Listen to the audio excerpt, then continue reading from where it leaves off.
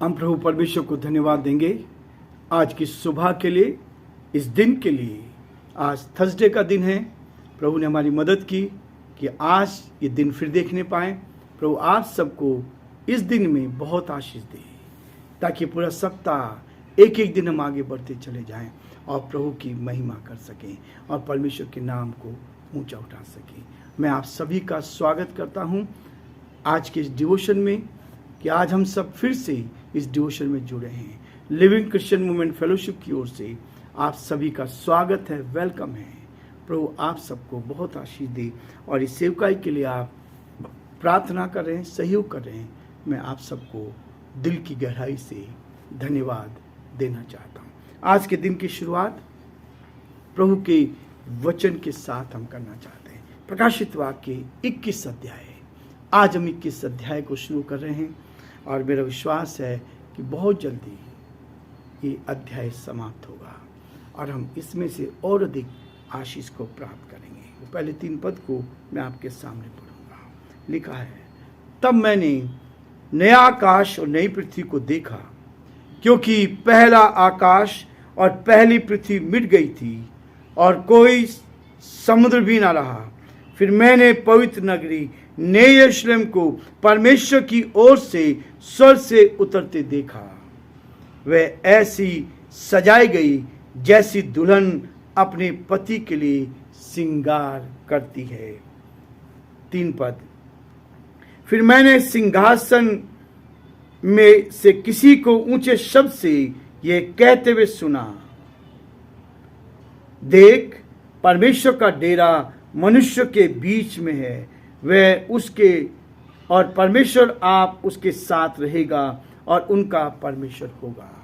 परमेश्वर अपने इस वचन के पढ़े और सुने जाने पर आशीष दे।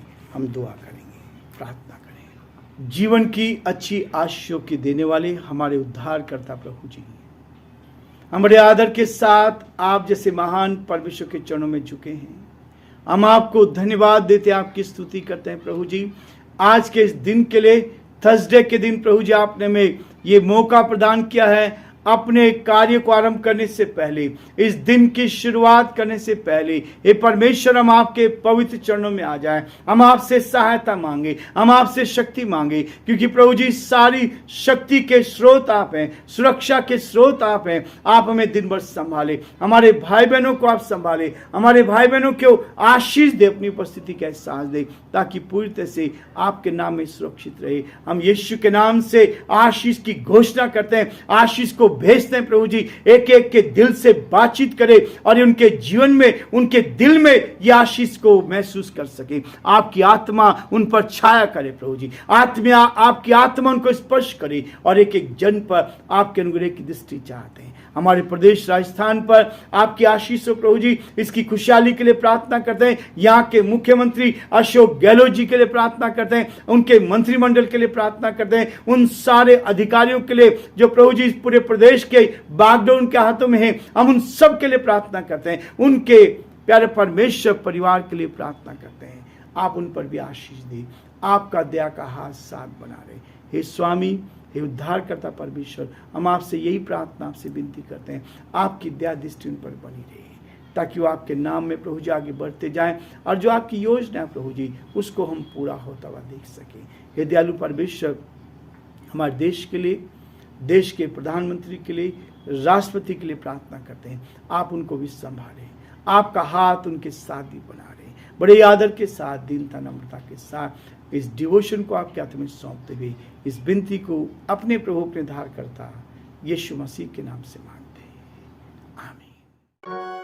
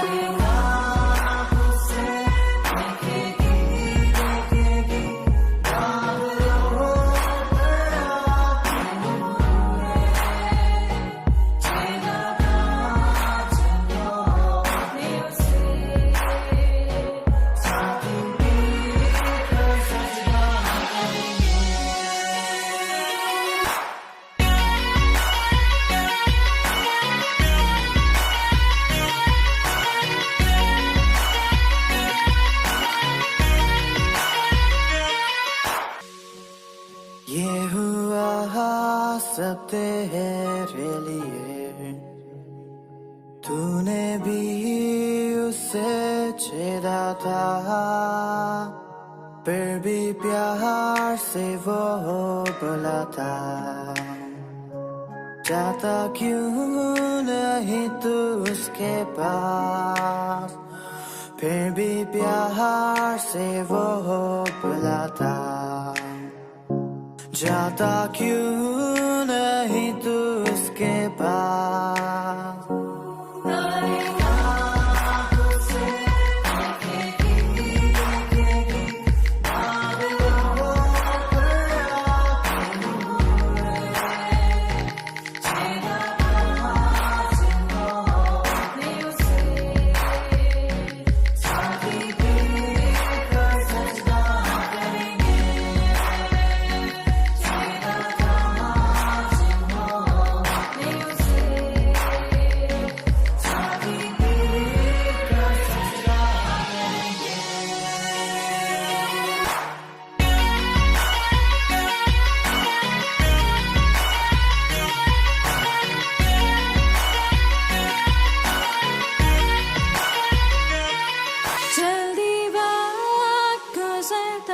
चाहता है, रात अंधेरी आती है, तौबा कर दरवाजा होगा बंद, कुछ ना होगा वे पछताने से, तौबा कर दरवाजा होगा बंद, कुछ ना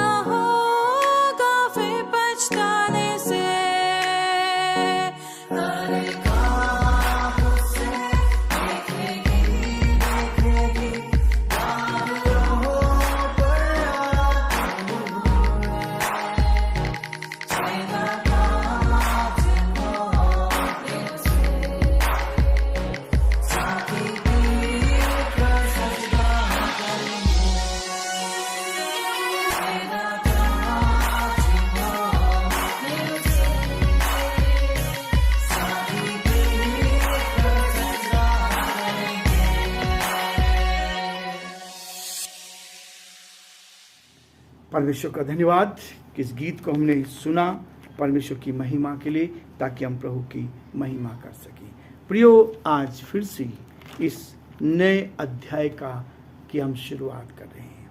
हमने देखा जिसका नाम जीवन की पुस्तक में लिखा हुआ ना होगा वो आग की झील में डाल दिया जाएगा।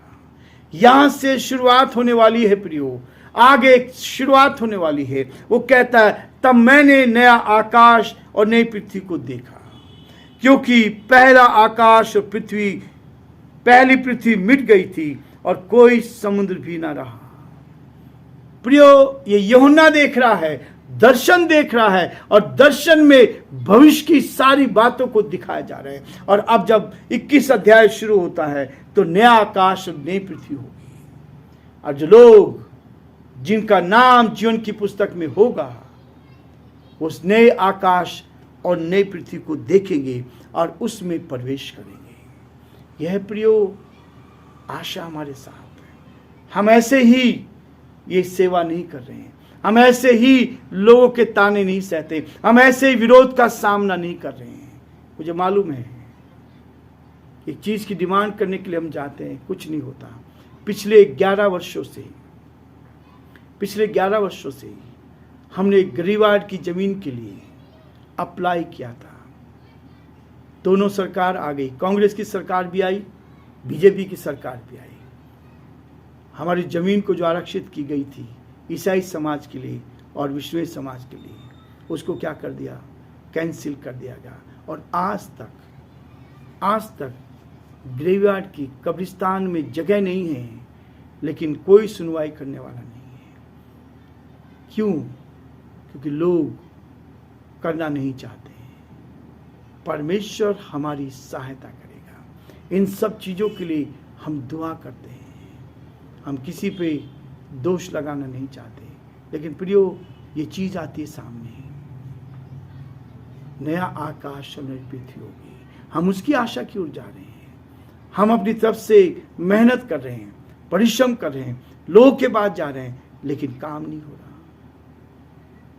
दूसरे समाजों को जमीन दी जा रही है शमशानों के लिए, लेकिन हमारे समाज के लिए आज तक जमीन नहीं मिल पाई है। पहली बार सरकार से निवेदन किया था, लेकिन नहीं हो पाया। बहुत सारी एप्लीकेशन, इतनी बड़ी फाइल होगी, लोगों ने शिकायत करके, और जिनको हम अपना कहते हैं वो लोग भी शिकायत कर रहे हैं, वो करने नहीं दे रहे हैं। ये स्थिति होती है प्रियो, लेकिन परमेश्वर सुनेगा, परमेश्वर दुआ को सुनता है, वो हमें देगा। इसलिए यहां कह रहा है, तब मैंने नया आकाश और नई पृथ्वी को देखा, क्योंकि पहला आकाश और पहली पृथ्वी मिट गई थी, कोई समुद्र न रहा। फिर मैंने पवित्र नगरी नए यरूशलेम को परमेश्वर की ओर से स्वर्ग से उतरते हुए देखा। ये सारी चीजें होंगी, ये सारी चीजें होंगी और बहुत जल्दी होने वाली है। और वह सजी सजाई गई थी जैसे दुल्हन अपने पति के लिए श्रृंगार करती है। नया आकाश और नई पृथ्वी को देखा, नया आकाश और नई पृथ्वी को देखा। पुराना आकाश और पुरानी पृथ्वी चली गई और समुद्र भी नहीं रहा, जबकि इस पृथ्वी के ऊपर 70% पानी है समुद्र का, 70%, केवल 30% ही पृथ्वी है। लेकिन परमेश्वर को धन्यवाद देते हैं कि परमेश्वर ने जब समुद्र को बनाया, आकाश को बनाया, पृथ्वी को बनाया, और इस बात को कहता है, ये किस चीज को और हमारा इशारा करता है।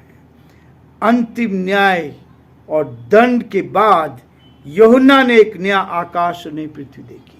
परमेश्वर का न्याय पूरा हो चुका था, अब उसके लोगों के लिए नया आकाश और नई पृथ्वी बनाने का समय था।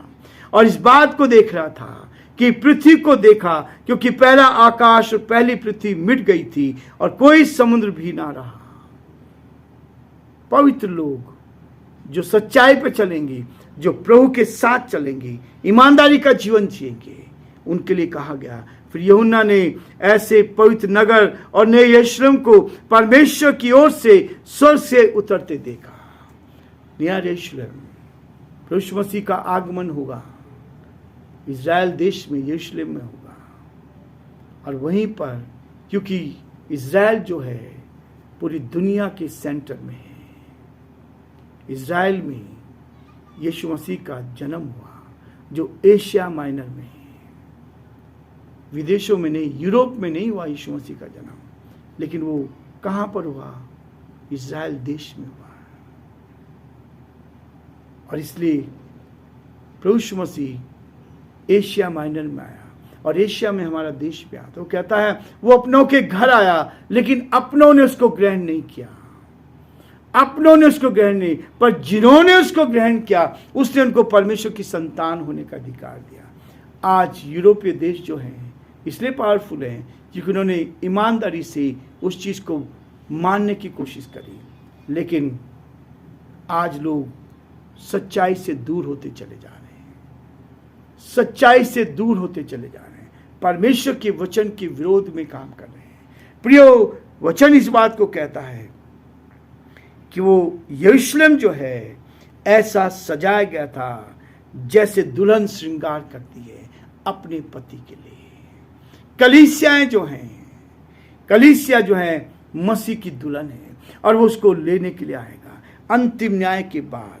इस बात को कहता है वो बहुत ही खूबसूरत व आकर्षण था, ऐसी सजाई गई थी, यरूशलेम को सजाया गया। इस नए यरूशलेम में दुनिया के हर कोने, हर भाषा, हर जाति और हर संप्रदाय से वे हर एक विश्वासी थे जो प्राण देने तक विश्वास में स्थिर रहे।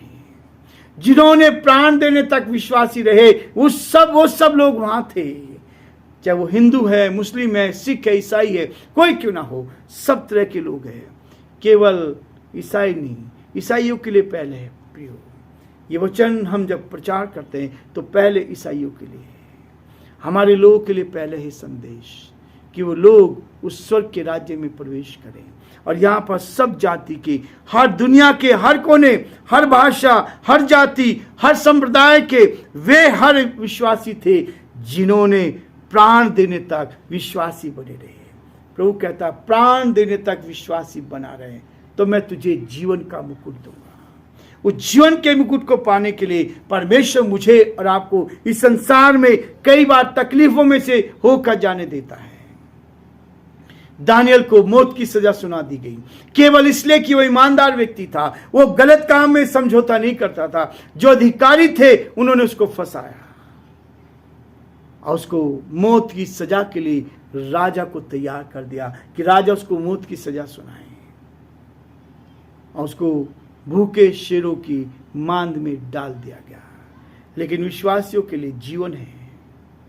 रात भर शेरों के पास रहा, शेरों ने उसके साथ दोस्ती कर ली। प्रभु के लोगों के लिए कहा गया है कि जो विश्वास करेंगे, मरकुस का 16 अध्याय 17 पद में लिखा, विश्वास करने वालों में चिन्ह होंगे कि मेरे नाम से दुष्ट आत्माओं को निकालेंगे, वो सांपों को उठा लेंगे, उनसे कुछ हानि ना होगी, और यदि जहरीली वस्तु भी पी जाए, विष भी पी जाए, तो उनसे कुछ हानि ना होगी, और बीमारों पर हाथ रखेंगे चंगे हो जाएंगे, अन्य भाषा बोलेंगे। ये वचन लिखा है वहां पर। इसलिए प्रियो, परमेश्वर का वचन कहता है नए यरूशलेम में जो लोग इकट्ठे होंगे वो हर संप्रदाय के, हर भाषा बोलने वाले होंगे। जिस प्रकार से दुल्हन अपने दूल्हे के लिए विशेष रूप से तैयार होती है, हर दुल्हन अपने दूल्हे के लिए विशेष से तैयार होती है ताकि उसका बाह्य रूप आकर्षक व खूबसूरत दिखाई दे, ऊपर से अच्छे दिखाई दे। ये दुल्हन चाहती है, हर दुल्हन तैयार होती है और वह दूल्हे की प्रशंसा के योग्य ठहरे। उसी प्रकार इस नए यरूशलेम का स्वरूप था। जो नया यरूशलेम होगा उसका स्वरूप ऐसा था। प्रियो, आज हम ये रुकेंगे, कल फिर हम आगे बढ़ेंगे और इस अध्याय को और आगे बढ़ाएंगे ताकि प्रभु हम सबको बहुत आशीष दे और प्रभु का हाथ हम सब पर बना रहे और हम प्रभु की महिमा कर सकें। प्रभु आप सबको बहुत आशीष दे।